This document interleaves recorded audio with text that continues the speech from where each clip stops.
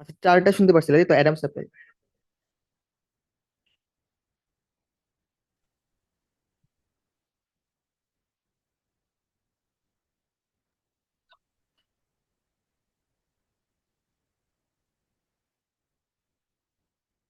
আচ্ছা, স্বরতন্ত্রী, এই আমাদের এই স্বরতন্ত্রী এটা, স্বরতন্ত্রী মানে এখানে ষড়যন্ত্রের ল্যারিংসই বুঝাইছে, এটা তোমাদের আচ্ছা, এই যে আমাদের স্বরতন্ত্রী বুঝাইছে, এটার আনসার হবে হচ্ছে আমাদের ল্যারিংস।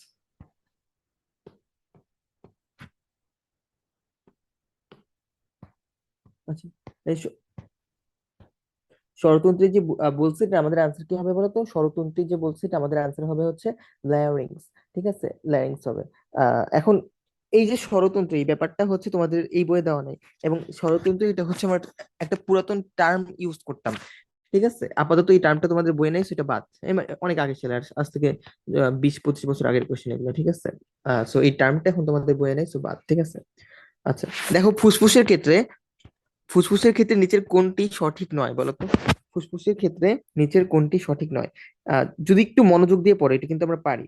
ঠিক আছে, ফুসফুসের ক্ষেত্রে নিচের কোনটি সঠিক নয়? দেখো, ডান ফুসফুসে 3টা খণ্ড এবং বাম ফুসফুসে 2 খণ্ডে বিভক্ত, এটা কিন্তু হচ্ছে ডান ফুসফুস 3 খণ্ডে এবং বাম ফুসফুস 2টি খণ্ডে বিভক্ত। এটা আমাদের ঠিক আছে।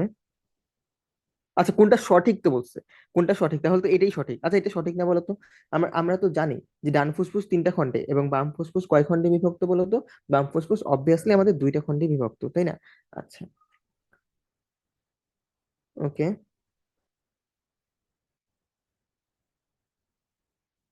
আচ্ছা, এই 6টা কোশ্চেন নিয়ে কি কারো কোনো সমস্যা আছে আমাকে একটু বলো তো?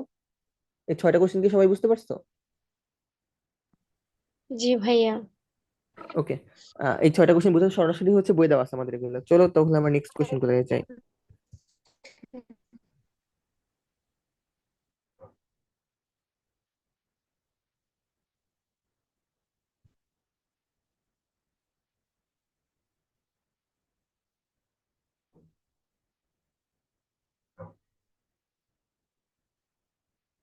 আচ্ছা, আমাকে এইটার কোয়েশ্চেন আনসার দাও তো। এই যে আমাদের এখানে কত আছে, এখানে হচ্ছে আমাদের 2 নাম্বারটা দেখো। একজন সুস্থ পূর্ণবয়স্ক মানুষ বিশ্রামরত অবস্থায় মিনিটে আচ্ছা, এইটা হচ্ছে আমাদের ব্ল্যাঙ্ক, মানে এটা আনসার নাই, মানে ভুল দাও, সেটা বাদ।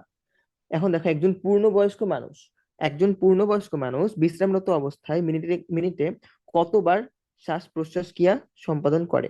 এটা হচ্ছে আমাদের কত হবে বলতো, 14 থেকে 18 বার। 14 থেকে 18 বার, কেন 14 থেকে 18 বার হবে দেখে আসি আমরা। শ্বাসক্রিয়া কোথায়? এই যে আমাদের,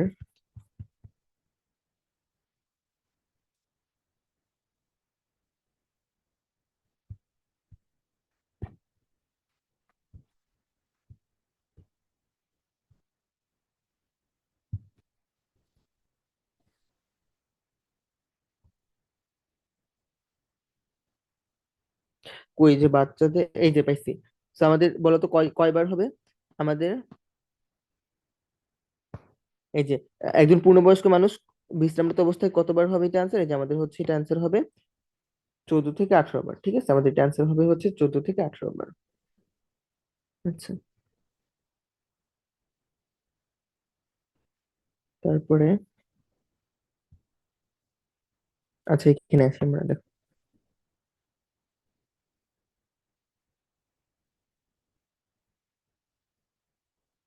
আচ্ছা, দেখো আমাদের এখানে কি বলছে, অ্যালভিওলাস অ্যালভিওলাস থেকে অক্সিজেন রক্তে কিভাবে প্রবেশ করে?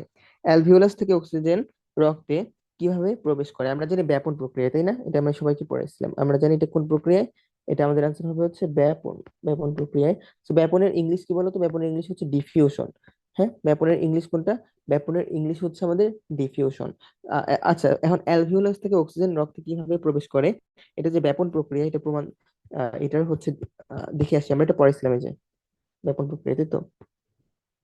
এই দেখো, অ্যালভিওলাস থেকে অক্সিজেন এই যে ব্যাপন প্রক্রিয়ায়, কোন প্রক্রিয়ায় প্রবেশ করে বলতো?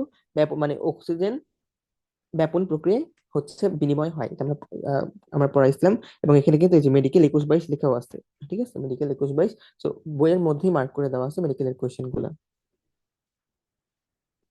আচ্ছা, তারপর দেখো, রক্তে কার্বন ডাই অক্সাইড পরিবহনের মাধ্যম নয় কোনটি?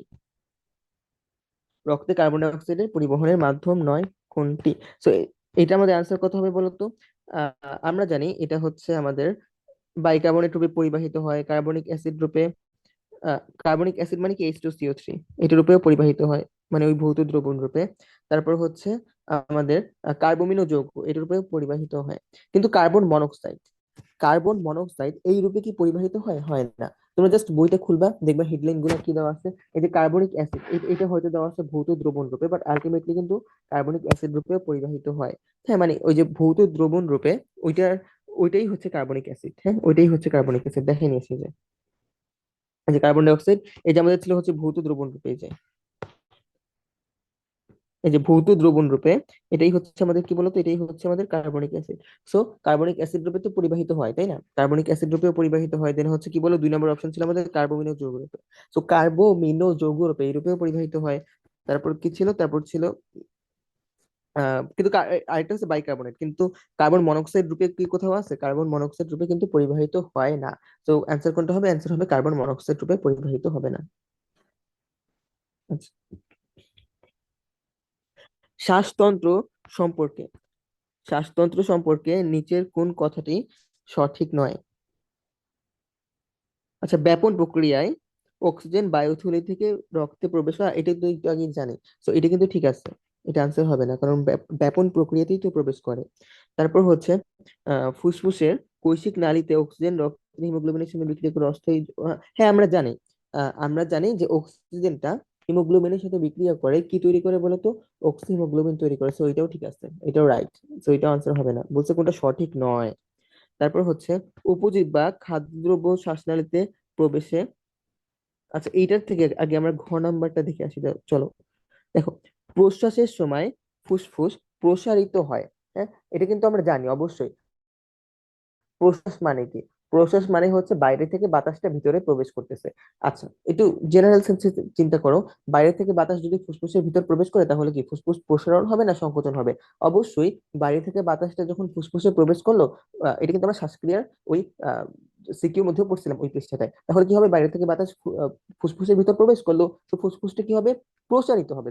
বেলুনের মধ্যে তুমি যদি বায়ু ঢুকাও, তাহলে বেলুনটা সংকুচিত হয় না প্রসারিত হয়? অফকোর্স প্রসারিত হবে। তো এখানে ফুসফুসটাও বা প্রশ্বাসের সময় বাতাস ঢুকবে, বাতাস ঢুকলে ফুসফুস প্রসারিত হবে। হ্যাঁ, তো এটাও ঠিক আছে। তো আনসার তাহলে কোনটা বাকি থাকে? C number. সি নাম্বার হচ্ছে কারেক্ট না। কি বলছে?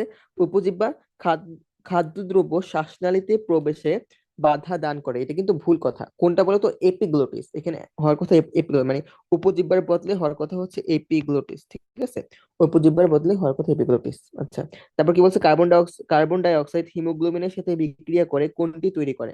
কার্বন ডাই অক্সাইড হিমোগ্লোবিনের সাথে বিক্রিয়া করে কোন, এটা হবে হচ্ছে carbamino protein. Carbon die oxide ভাইয়া, হিমোগ্লোবিনের, হ্যাঁ হ্যাঁ বলো। আচ্ছা ভাইয়া, 3 নাম্বার এমসিকিউর বি অপশনে বলছে যে স্থায়ী যৌগ অক্সিহিমোগ্লোবিন তৈরি করে, কিন্তু অক্সিহিমোগ্লোবিন তো স্থায়ী না, এটা অস্থায়ী যৌগ না? হ্যাঁ, ঠিক জিনিস ধরছো, বুঝছো, এখানে হওয়ার কথা অস্থায়ী। ও হ্যাঁ, দেখো, জেনারেল সেন্সে তাহলে এই দুইটাই ভুল। আমাদের হচ্ছে বিও ভুল, সিও ভুল, আনসার দুইটাই। মেডিকেলের কোয়েশ্চেন যখন সলভ করতে যাবা, দেখবা যে হচ্ছে আমাদের অনেক কোয়েশ্চেন এরকম দুইটা আনসার দেওয়া, বাট মেডিকেলের তুমি যখন দাগাবা, যদি এক্সাম দাও, অবশ্যই তুমি একটা দাগানো প্রিফার করবা। বাট দেখবা যে হচ্ছে 100টা কোয়েশ্চেন আসলে মেডিকেলে, তার মধ্যে 2 থেকে 3টে এরকম দেওয়া আগে আসতো, এখন আসে না।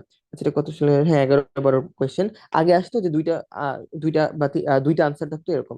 ঠিক আছে, অনেকগুলোই দেখবা বি সি এ ডি এরকম দেওয়া। সো অবশ্যই, যদি এইটাকে মানে প্রিন্টিং মিস্টেক না হয়ে থাকে, তাহলে অবশ্যই এটাও ভুল, বি নাম্বারও ভুল। ঠিক আছে, সো আনসারটা হয়ে দুইটাই হয়, বিও আনসার হয়, সিও আনসার হয়, যদি না এটা প্রিন্টিং মিস্টেক হয়ে থাকে। এমনিতে বি নাম্বার অবভিয়াসলি ভুল, কারণ অক্সিমোগ্লোবিন হচ্ছে একটা অস্থায়ী যৌগ। হ্যাঁ, ঠিক জিনিস ধরছো। আচ্ছা, ক্লিয়ার হয়েছে বিষয়টা? জি ভাইয়া। আচ্ছা, তারপর দেখো, কার্বন ডাই অক্সাইড হিমোগ্লোবিনের সাথে বিক্রিয়া করে কোনটা তৈরি করে?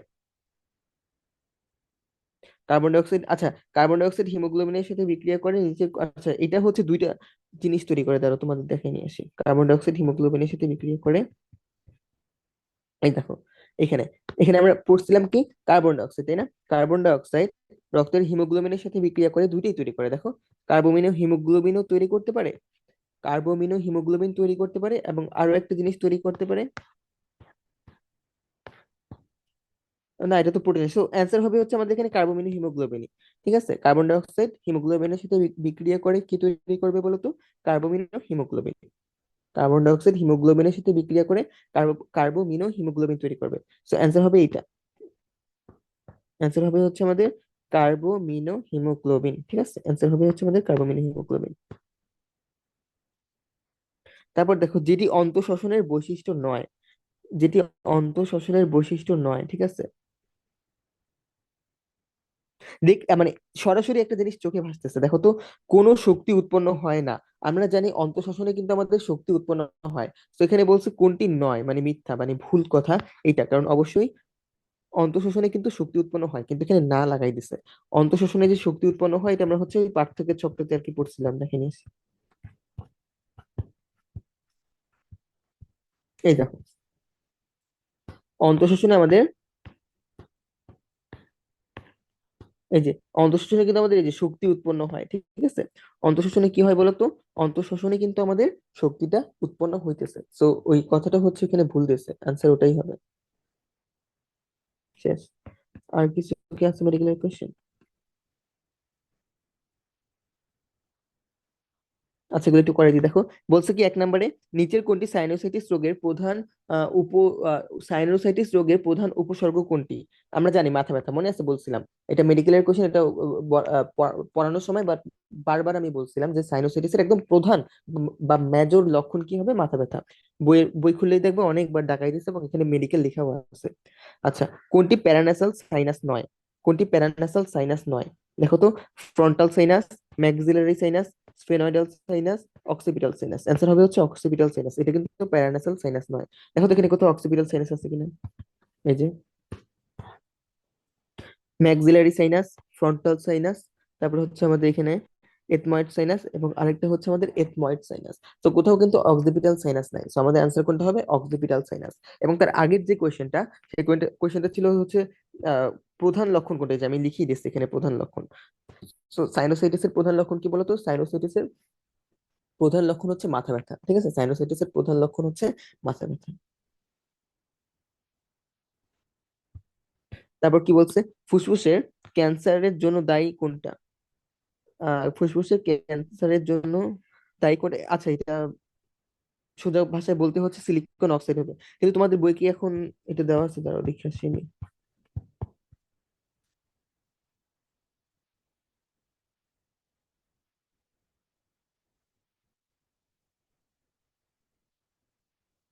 সরাসরি দেওয়া নাই, ঠিক আছে, মানে এগুলা মূলত সিলিকন, এই যে এখানে আমাদের কি দেওয়া আছে দেখো, ফুসফুসের ক্যান্সার, ফুসফুসের ক্যান্সারের জন্য দায়ী কি কি? টার, তারপর হচ্ছে পলিনিউক্লিয়ার হাইড্রোকার্বনস, নাইট্রোসামিনস, এগুলা আলটিমেটলি ওই সিলিকন ডাই অক্সাইড থেকে উৎপন্ন হয়। তো সবাই এখানে সিলিকন অক্সাইড কথাটা লিখে নাও, সিলিকন ডাই অক্সাইড এই কথা, মানে এইটাও অ্যাড করে নাও, ঠিক আছে। ক্যান্সার সৃষ্টির জন্য দায়ী SiO2, এটা অ্যাড করে নাও।